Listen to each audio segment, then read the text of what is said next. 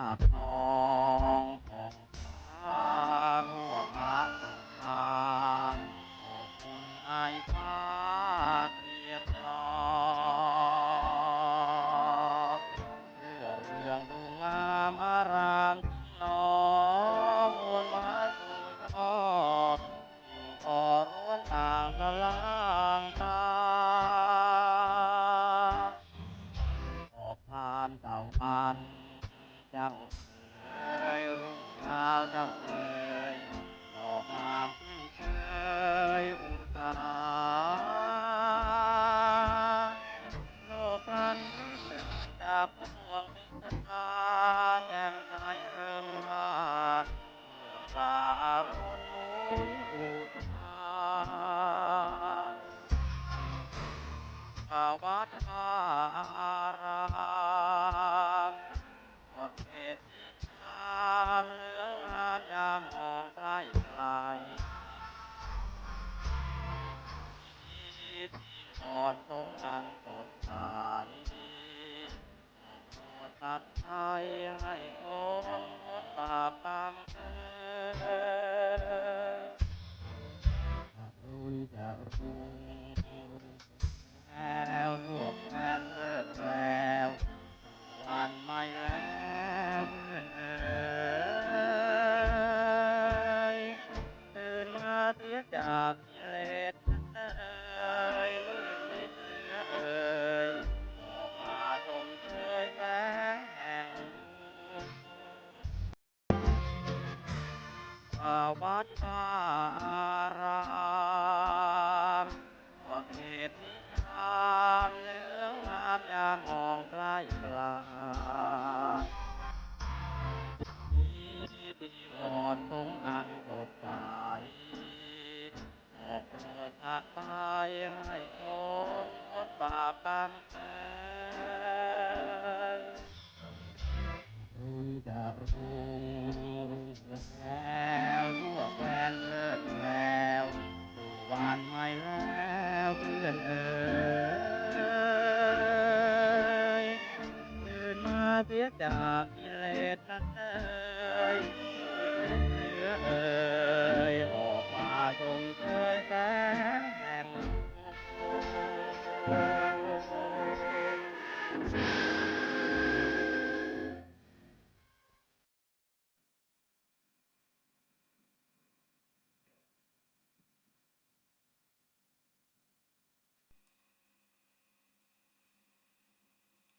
เจริญพรท่านสาธุชนทั้งหลาย รายการธรรมทานจากวัดพุทธปัญญา เมืองโพโมนารัฐแคลิฟอร์เนีย ประเทศสหรัฐอเมริกา มาพบกับท่านผู้ฟังท่านผู้ชม อีกวาระหนึ่ง วันนี้วันที่ 24 พฤษภาคม พุทธศักราช 2569 รายการธรรมทานจากวัดพุทธปัญญา พบกับท่านผู้ฟัง โดยการนำเอาสารธรรมคำสอนของพระสัมมาสัมพุทธเจ้า ที่เป็นที่นิยมหรือเป็นที่กล่าวฝันถึง กล่าวขวัญถึง คุยถึง สนทนาถึง อยู่ในสื่อต่างๆ เรื่องสำคัญที่คุยกันมาก ก็คือเรื่องของการเจริญสติ ถ้าหากพิจารณาดูก็นับว่าพุทธศาสนิกชนได้นำเอาเรื่องใหญ่ เรื่องสำคัญมาคุยกัน สื่อต่างๆหลายๆช่อง สื่อเอกชน สื่อส่วนตน ก็มักจะคุยกันเรื่องนี้ ที่ถ้าพูดถึงตามหลักวิชาสตินี่สำคัญจริงๆเช่นว่ามีสติปัฏฐาน4 ถือว่าเป็นหลักใหญ่อานาปานสติ16ขั้นพระพุทธองค์แสดงไว้ละเอียดยิบเรื่องการเจริญสติละเอียดละออแล้วก็ลึกซึ้งนอกจากนี้ถ้าหากเราดูหรือไปสรุปทั้งหลายทั้งปวงโดยการจับสติปัฏฐาน4เป็นหลักเพราะอานาปานสติ16ขั้นก็มาจากสติปัฏฐาน4เช่นกันหมวดกาย4ข้อหมวดเวทนา4ข้อหมวดจิต4ข้อแล้วก็หมวดปัญญา4ข้อธรรม4ข้อกายเวทนาจิตธรรมแล้วก็ลงละเอียดลงไปเช่นในเรื่องของธรรมได้พูดถึงตัวอนิจจานุปัสสีคือเห็นอนิจจาอยู่เป็นประจำวิราคานุปัสสีมองเห็นความจางคลายของกิเลสอยู่เป็นประจำนิโรธานุปัสสีมีความดับเย็นแล้วก็สุดท้ายก็คือปฏินิสสขานุปัสสีคือเห็นการคลายอย่างมากคืนคลายก็คือว่าไม่เอาอะไรนั่นเองจุดหมายปลายทางก็คือพระนิพพานนั่นแหละมันคลายไปทั้งหมดมันเย็นแล้วมันก็คลายก็ไม่ยึดอะไรลอยไปลอย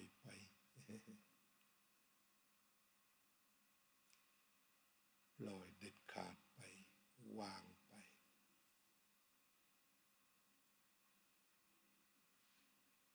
นะเพราะฉะนั้นก็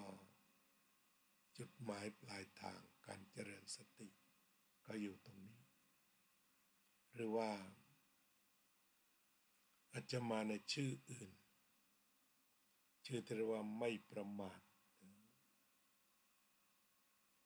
ไม่ประมาทดังที่พระพุทธองค์ตรัสเอาไว้ว่ารอยเท้า2 เท้า4 เท้ารวมลงในรอยเท้าช้างฉันใดธรรมะของพระองค์ทั้งมวลก็ประมวลลงในความไม่ประมาทฉันนั้นความไม่ประมาทนี่ก็คือสติเหมือนกันสติเลยแต่เรียกอีกอย่างหนึ่งว่าไม่ประมาททีนี้นอกจากนี้ก็ยังทรงตรัสอานิสงส์เอาไว้ว่าความไม่ประมาทเป็นทางไม่ตายคือเป็นอมตะคือจะไม่ตายเป็นผู้ตื่นอยู่เสมอที่แม้แต่พระปัจฉิมโอวาทที่พระองค์ตรัสดูก่อนภิกษุทั้งหลายบัดนี้เราขอเตือนท่านทั้งหลายว่าสังขารทั้งหลายเสื่อมไปเป็นธรรมดาท่านทั้งหลายจงยังความไม่ประมาทให้ถึงพร้อมเถิดอยังตถาคตสาปัจฉิมาวาจานี่เป็นพระวาจามีในครั้งสุดท้ายของพระตถาคตเจ้าตัวนี้ก็เป็นสติเหมือนกันนอกจากนี้จะมาในรูปของคำว่าสังวรสำรวมการใช้ความระวังหรือว่าสำรวมหรือว่าตั้งใจสำรวมระวังตั้งใจคำว่าระวังเช่นว่าระวังเวลาตาเห็นรูปหูฟังเสียงจ จมูกดมกลิ่นลิ้นลิ้มรสกายถูกต้องปัตถภะจิตใจรับธรรมารมณ์คือระวังที่เห็นที่ได้ยินที่ได้กลิ่นที่ได้รสที่ได้โผฏฐัพพะที่ได้ธรรมารมณ์ระวังวางตรงนั้นเพราะตรงนี้มันเป็นประตู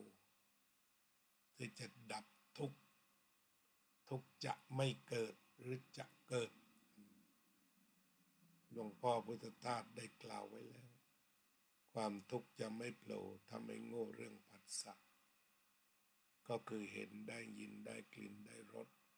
ได้สัมผัสนี่เองเรียกว่าผัสสะความทุกข์จะไม่โผล่ถ้าไม่โง่เรื่องผัสสะความทุกข์เกิดไม่ได้ถ้าเข้าใจเรื่องผัสสะ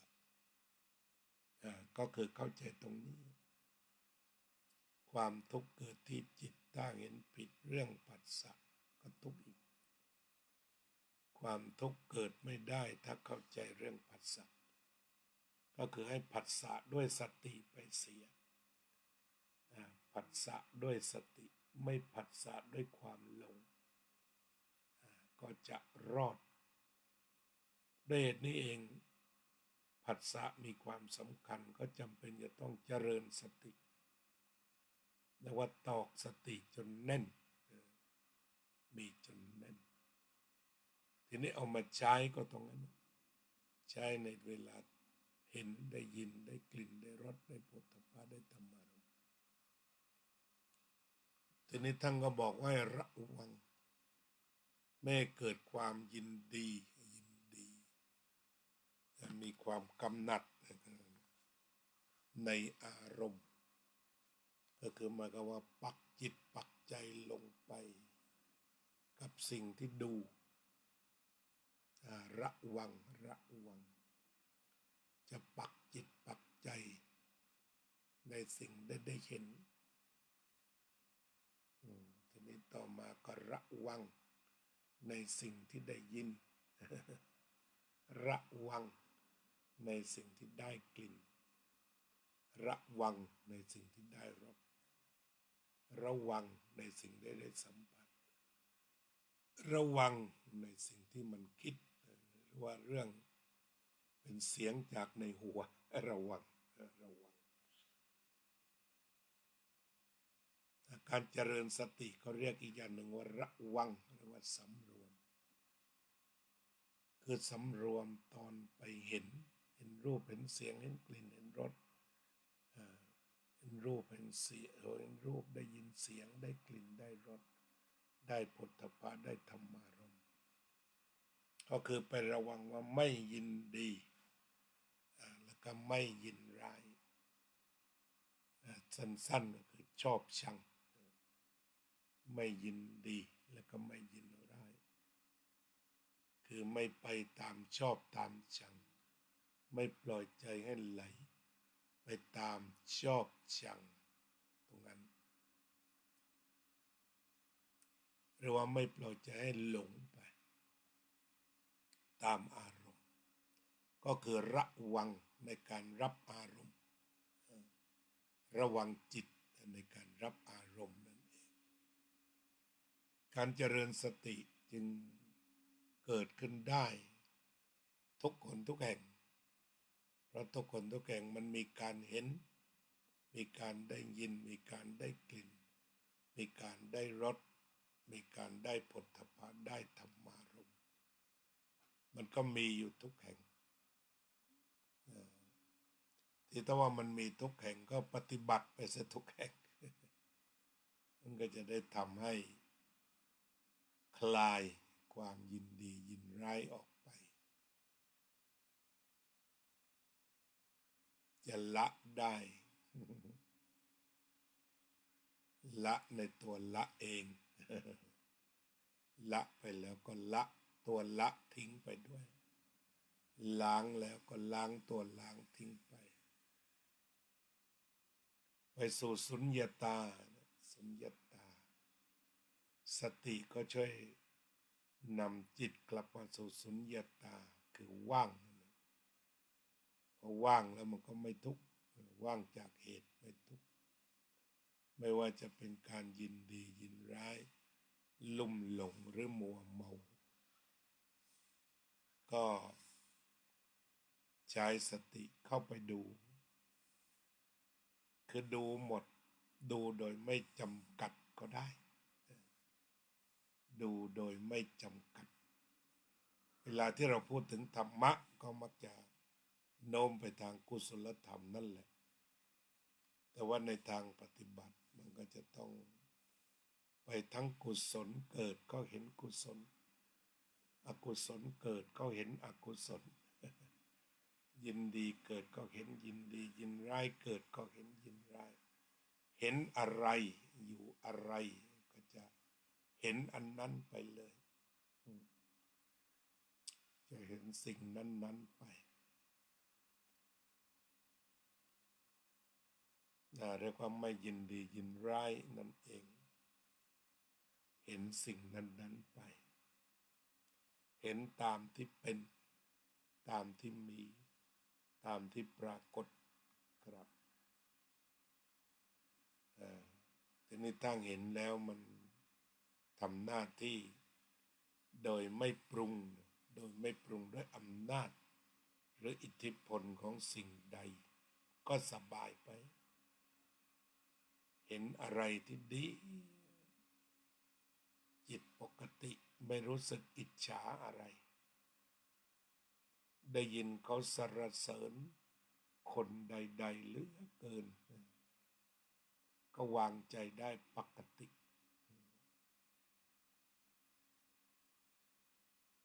แต่ว่าเห็นใครเขา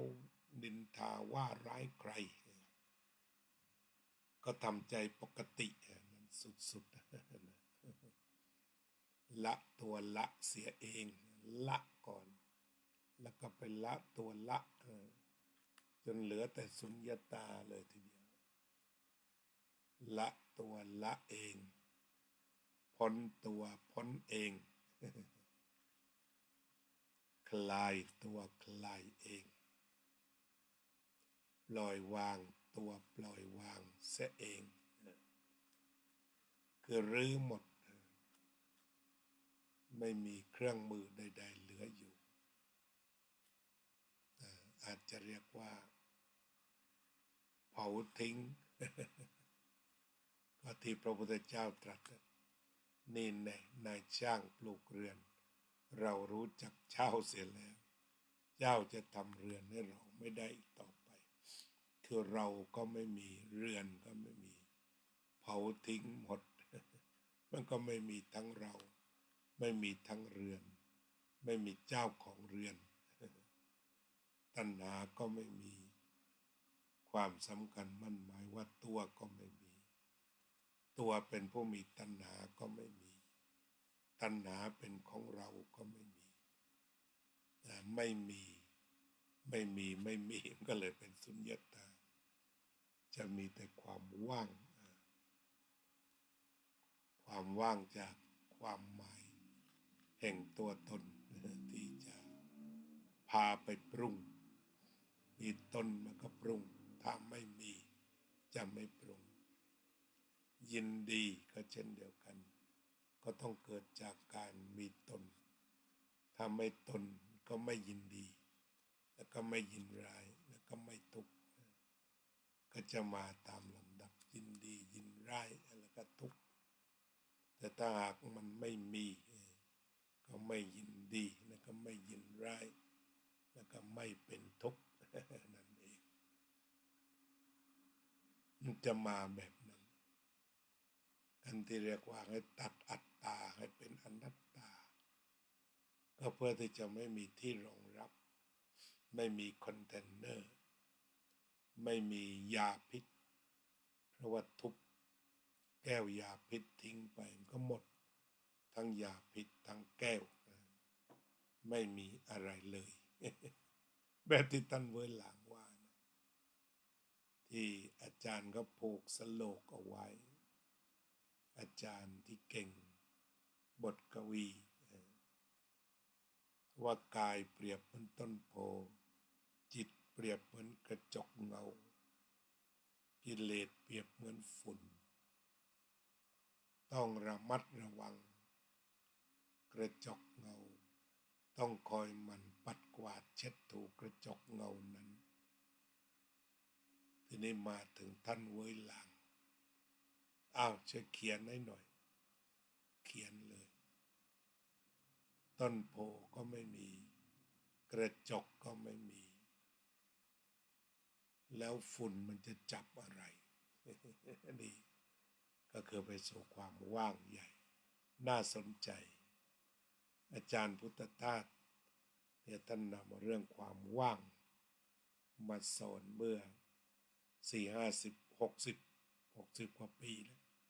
ก่อนอาตมาเกิดนั่นแหละก็เป็นประโยชน์ถ้าเข้าใจในเรื่องของการเจริญธรรมนี่เป็นประโยชน์จริงๆเพราะว่ามันตั้งต้นที่อัตตานะถ้าว่ามันอัตตาไม่มีความทุกข์มันก็ไม่มีที่อัตตาก็เกิดขึ้นเป็นครั้งคราวก็โยงไปยังอิทัปปัจจยตาปฏิจจสมุปบาทเพราะว่ามันมีสังขารมันมีตัวมันมีอวิชชาเป็นหัวขบวนที่เหลือก็ทุกข์เลยแต่ถ้ามันมีสติมันมีวิชชาเป็นหัวขบวนมันก็จะกลายเป็นว่าไม่ทุกข์นะพระพุทธเจ้าจึงได้ตรัสเอาไว้ทั้งสมุทัยวาระและนิโรธวาระนั่นเองเพราะนั้นการเจริญสติก็ต้องเจริญที่เห็นที่ได้ยินได้กลิ่นได้รสได้โผฏฐัพพะได้ธรรมารมณ์เพราะลำพังตาหูจมูกลิ้นกายใจนั้นยังไม่เป็นอะไรยังไม่มีอะไรยังไม่ทุกข์อะไรเป็นผู้ทุกข์ก็ไม่มีความทุกข์ก็ไม่มีเพราะฉะนั้นเวลาที่ทุกข์แต่ละครั้งมันจะต้องมีทุกข์มีความเป็นทุกข์แล้วมันก็มีผู้ทุกข์ที่ถ้าไม่มีผู้ทุกข์ความเป็นทุกข์มันก็ไม่มีนั้นตามกระบวนปฏิจจสมุปบาทที่เราจะดูเพียงเป็นขณะไปก็หมายความว่าภาวะเนี่ยก็คือความทุกข์ชาติก็คือคนที่ทุกข์การเกิดพอมันเกิดคนขึ้นมามันก็มีชาติมีชรามรณะมีความเสื่อมมีความโศกมีความเศร้าอาดูลขึ้นมาพร้อมพรับเป็นก็คือมันเป็นทุกข์เป็นคนเป็นพระเป็นฆราวาสเป็นนายกเป็นรัฐมนตรีเป็นผู้ลี้ภัยก็ทุกข์ไปตามการเป็นทีนี้ถ้าเป็นมันมีตัวเป็นใครเป็นขึ้นมานะใครเป็นคนนั้นก็ทุกข์นั่นแหละการเกิดคนนั้นก็ทุกข์คนนั้นก็เศร้าคนนั้นก็พิไรรำพันเพราะมันมีคนขึ้นมามันมีตัวมีตนแต่ถ้ามันมีเหตุปัจจัยแต่ไม่มีใครรับทุกข์ก็มันไม่ได้เป็นทุกข์ของใครมันก็ดับหมอบไปตรงนั้นแต่ว่ามันมีคนที่เป็นทุกข์มีตัวกูที่เป็นทุกข์อาจารย์พุทธทาสตั้งใจอย่างนั้นมันมีตัวกูที่เป็นทุกข์นั่นแหละก็ต้องระวังอีโก้หรืออีกูอีโก้หรืออีกูที่มันจะเป็นผู้รับทุกข์หรือเกิดเป็นทุกข์เกิดเป็นทุกข์ภาวะก็เรียกว่าเป็นตัวเป็นทุกข์แล้วก็มีคนที่เป็นทุกข์ขึ้นฉะนั้นการสอนเรื่องอัตตาอนัตตาถ้ามันมีอัตตาตัวอัตตานี่จะไปรับทุกข์แต่มันมีเพียงกระบวนการซึ่งเป็นเพียงปรากฏการณ์ก็ไม่ทุกข์อะไรแต่ถ้าเมื่อไหร่ไปขมวดว่ามาเป็นตนเป็นผู้ทุกข์ความทุกข์ก็เกิดอย่างนั้นเอานะวันนี้ก็คุยกันเรื่องการเจริญสติทั้งปวง เพื่อถอดถอนความพอใจและความไม่พอใจอันจะเป็นประตูไปสู่ความทุกข์นานาชนิดโศกปริเทวะวิตกกังวลสับสนอยู่ในนั้นหมดถ้าเมื่อไรมันมีตัวกูขึ้นมาอาการทั้งปวงก็เกิดขึ้นเรียกว่าเป็นสมุทัยโยแต่ขณะเดียวกันถ้าดับได้ปล่อยได้ปล่อยตัวปล่อยเองไปได้เกลี้ยงสุดท้ายมันก็ไม่เกิดกระทุกบรรเทาไปทีนี้การดับทุกข์เป็นทั้ง temporary แล้วก็ดับตลอดนะถ้ามันมีความเห็นถูกเช่นนั้นตลอดไปดับตลอดไปความทุกข์เด็ดขาดก็ถูกดับไปเราจะนั่งสมาธิด้วยจิตที่ว่างๆกันสักระยะหนึ่ง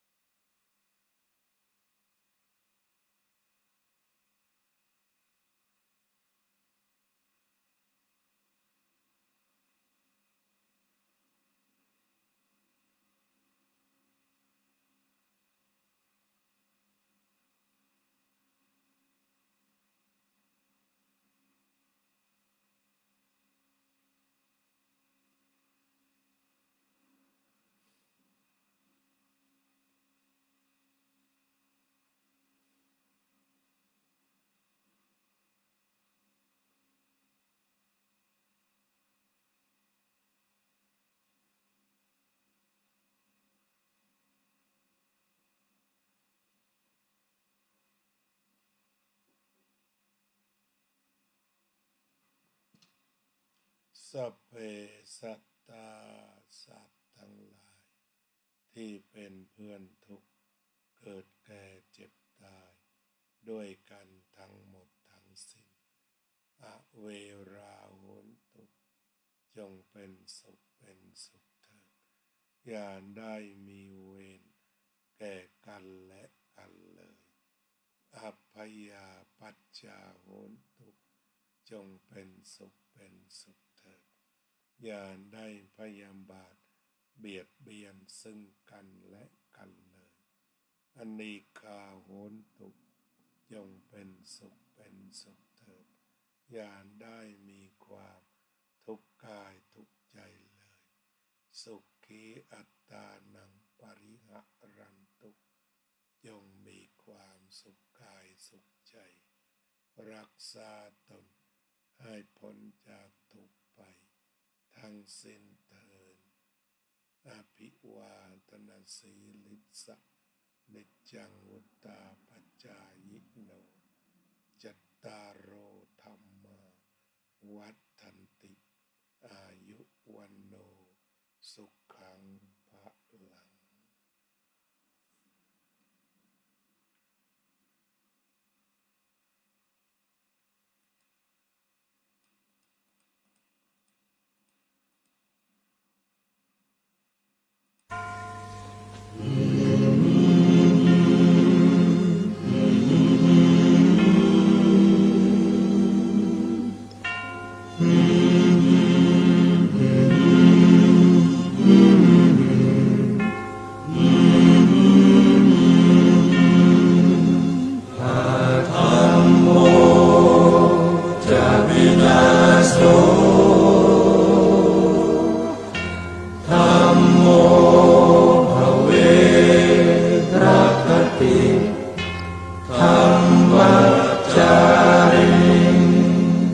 พระพุทธอ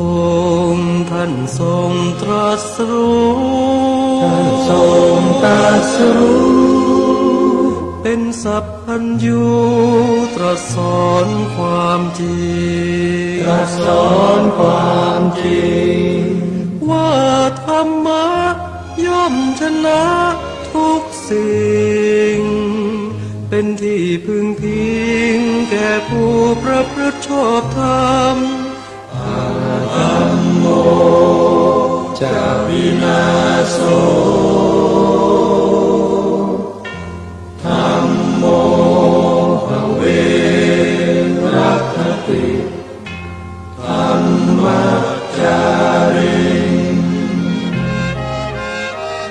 อำนาจใดๆก็ตาม ย่อมถึงความพินาศถ้าขาดธรรมะประจำ ไม่มีใครอยู่ข้ามฟ้า เราต่างเกิดมาใช้กรร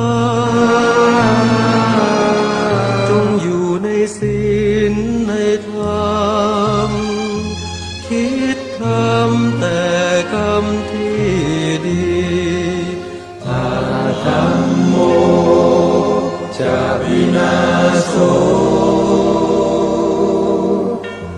ธัมโมภเวรัคติธัมมัจจาริธรรมส่องสว่างสู่ทางสุขสีคำจุนโลกนี้นิรันดร์อาธัมโมจะวินาโส